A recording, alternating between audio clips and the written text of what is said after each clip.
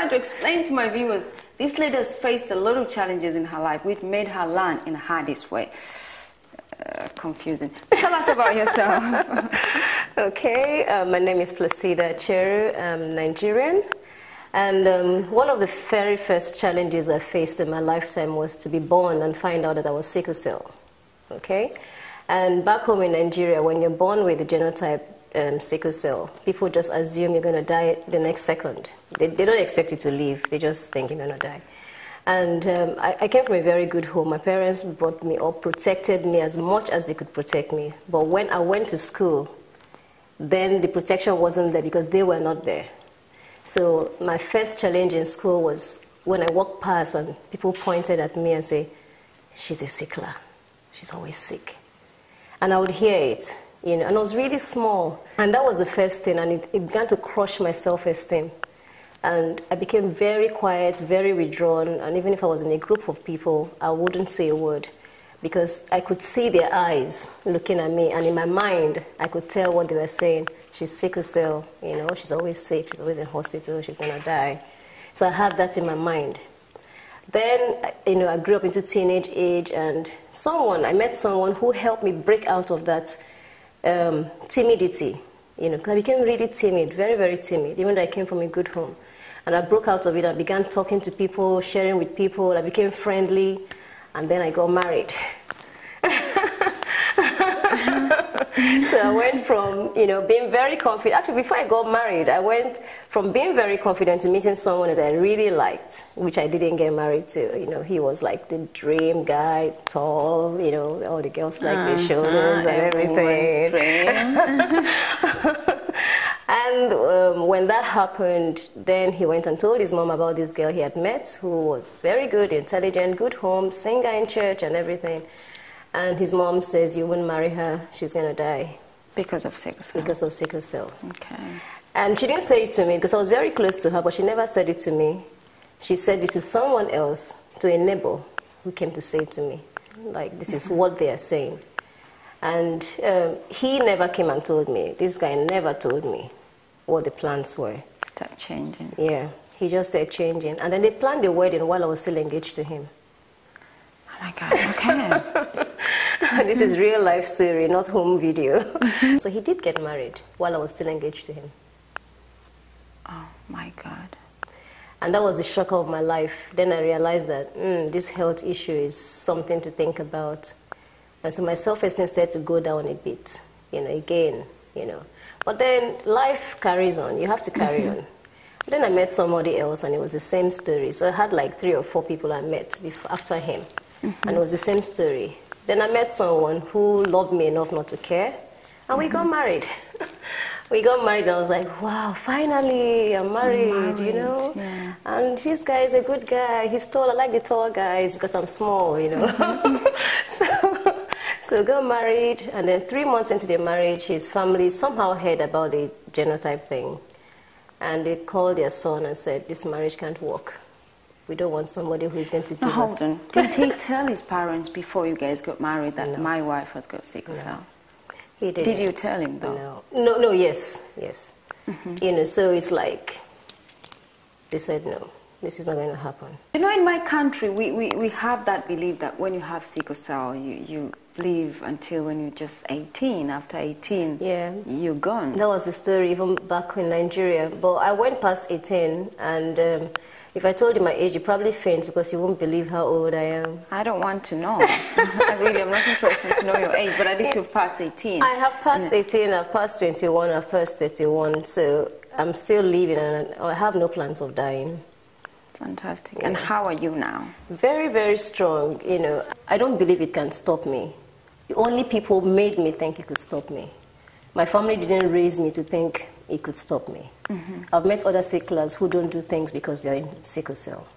But I've never had that mentality that it could stop me. But it's the outsiders, you know, going out, having a heartbreak and having people talk about you. If someone would have told me this morning that you could have sickle cell and survive till age of 30, I would say, hold on. That is impossible. Oh, of course you're going to survive much more than 30. Yeah, now I'm seeing you here. Look at you, looking really glamorous. I would say you can live forever. I can, yeah. if I wanted. Sure. And I'm sure you're going to give my viewers tips. How did you manage to, especially for our viewers in Africa who are struggling, suffering because they have sickle cell, or parents who are suffering because they've got children who are sickle cell. And I think it's time for a change. Okay, so tell us, who is Placida now? Oh, so who is Placida now? Placida has become a motivational speaker, a business transformation coach. So recently I got branded as UK's #1 business transformation coach. Into social media. So I use social media strategy. I empower women.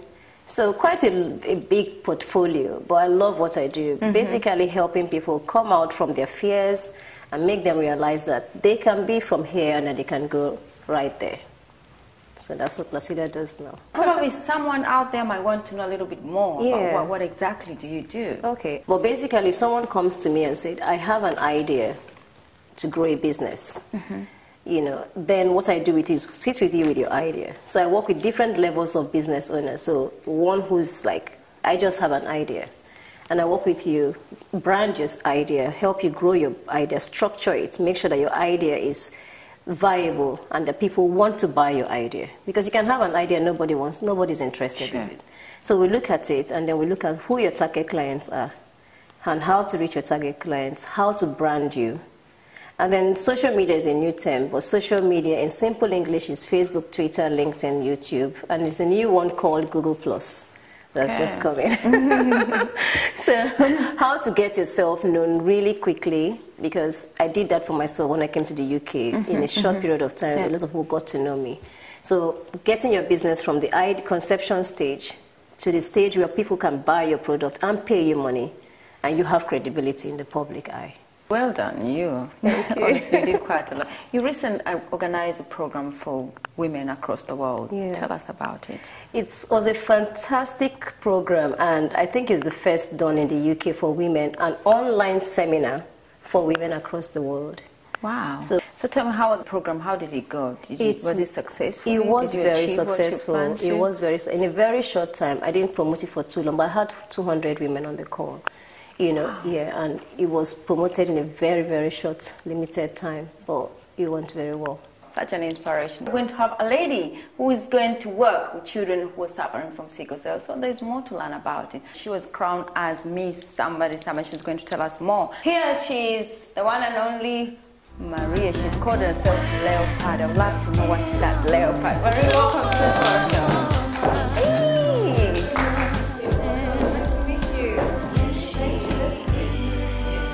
Tell us about yourself. Oh, hello, my name is Leopard Marie and I study Business and Finance at university. I've just been crowned ACS Queen, which was a competition between, it was an inter-university competition between African Caribbeans, that's what ACS stands for, African Caribbean Society.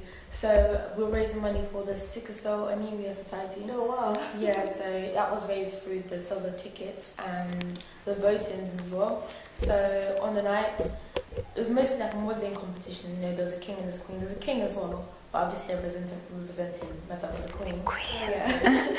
So that was an intense competition. It took place, I auditioned from December and I won in June, so that was amazing. Fantastic. Placida was born with sickle cell. I don't know how much you know about sickle cell. Tell us, what do you know about sickle cell? Well, I've had 2 friends that have suffered from it, but I actually don't know how it feels. I don't know how it feels like to be in their shoes. I remember one friend was telling me that when he was in the hospital, he felt just so uncomfortable. But I couldn't understand. I didn't really understand what it really was, what it really meant to suffer from sickle cell. It's actually very difficult to explain unless you're in the shoes. My own best description of it is a woman in labor. Okay. So if you can imagine the kind of pain a woman in labor is in, you know, so if here she's screaming, that's because she's in so much pain. That's how much pain a sickler goes through when the crisis comes. For those children, you hear them cry and they're so restless and discomforted. They can't actually tell you how much pain they're going through. But I can tell you because I've experienced it. You have pains in your joints, you know, so you've got it's funny, everyone is different anyway. So sometimes you might decide to come on your right hand side, so all the joints on your right hand side would ache, and sometimes it comes on your left hand side. sorry, like being with them, being next to them, how can I comfort them? Well, the only way you can comfort them is kind of slightly rub their skin. Not too hard. It's almost like you're not touching them, but you're actually touching them. So you're just like, just rubbing. It's like very calmly, so I'll do your hand. Just lightly, that's what you do. Okay. You don't try to move them around because one, they're very discomforted, they're very restless. If they can't explain what they're going through, maybe their neck, it depends on where it is, maybe their neck or their waist. It's really bad if it's the chest because they can't breathe. Okay. So they don't need to be moved around. But a lot of water would help. A lot of water, yeah. I was going to ask, like, dietary requirements. Yeah. How was your diet? Well, for diet, they eat like every other person. Okay. Yeah. But water really helps to relax you. Even though that's the least thing they're thinking about when they're in pain. When they're in pain, they just want the pain to go. It's almost like you just want to die. It's like, just take my life. It's too much. That's how painful it is. You're like, why me? It's I'm trying to recall because a long time I had that pain. But, you're like, why me? Why is this happening to me? You just want it to go. And if you think of the strongest painkiller you've ever thought about, it can only numb the pain for a very short time, so maybe like 20 minutes. And it comes back, when it comes back like, like when you have like a pipe that has water that is trying to burst open on one side. That's how, if you can imagine how the force in which the pain comes. It comes like that, and then the next thing is hear the child just scream, I call it a demon. I call sickle cell a demon, but all I can say is that in spite of that pain, in spite of, you can still be anything and anyone that you want to be. Fantastic. And I'm a living example, And I think you set your mind on not the pain, but set your mind on your future, on what you want to be. Then eventually the pain just starts disappearing. I don't know, Probably if I was in her shoes, I would think of finding these young girls who are suffering from sickle cell, who feel like, oh my God, just take my life now. Yeah. What words do you think she should use to comfort these girls? Well, what you need to just say to them is that, yes, you're in this pain, but there's a reason why you were brought on earth. And they may not even listen to you because they're like, what reason? To suffer? When you're in that pain, somebody's telling you it's the reason you're brought on earth. It's like somebody is suffering for HIV, AIDS, and is dying. And the 10% person was brought on this earth for a reason. You'll be like, are you nuts? I'm going through a lot of pains and you're telling me that. But you see, one thing I believe in words is that words never go away. Words will always stay in the mind. It's a seed that you sow and they'll always remember. So you just calm them down and say, relax. They should try to be peaceful because when they're in the pain and rolling around will increase the pain. So they need to be as peaceful as they can, as endure the pain as much as possible. In your life, have you ever sit down and say, God, I just want to go? Because I look at you like you're such an inspirational woman, very, very strong woman. Have you ever sit down those moments when you get really into serious pain? When I was much young as a child, I just wanted the pains to go. But you never ever... Because I had loving family. I had my family who cared for me. So they gave me a reason to leave. But I just wanted the pains to go, And then I knew that if I didn't rest, I would bring it on. And I was a workaholic. So I did all the wrong things. Now, I'm not saying do all the wrong things, but I did all the wrong things that sickle cell carriers shouldn't do. Like, don't go on the rain. I went on the rain. I did everything that was the direct opposite. Take your folic acid. I only take it when I'm heading to the hospital. I just look like a chunk in my mouth. Now, you didn't hear that. You didn't hear me saying that. I just take a chunk in my mouth, and when I get to the hospital, I've been taking your folic acid. Can I make a confession? I've only just taken it now, So I never did all the things that I was meant to do. Any tips you have for our viewers today? Let's say for our parents who have sickle cell. Yeah. So I want to give tips for two sets of people because one person is the sickle cell lady who is no longer, doesn't really count anymore, and then the other person is a business person. So for the people who have children who are sickle cell. Your children should realize that they can be anything that they want to be. Sickle cell cannot stop them from being anything that they want to be. Drink a lot of water, rest yourself, clear your mind, forget about dying because you're not dying unless you want to die. So that's one tip, have a good clear conscience, forgive everyone, forgive your parents. I used to have a friend who used to hate her parents for bringing her into the world because she was sickle cell. But forgive your parents, it's not their fault. You're in this world, make the most you can of what you're here for. And then for those who are thinking that their dreams are dead and there's no hope. There is hope. So first, what is your dream? If you've ever dreamed as a child, your dream can come to pass. So take that one step. Just take that step. And then get a mentor. So if you want me to mentor you, just go to coaching4excellence.com and I'll be there to help you. And Placida, before we close, how are you now? How am I? Health-wise. Very strong, can't you see? Yeah, very good. Yeah. So that's it, have a positive mindset, and honestly, life is sweet, just enjoy it. Important. Wow.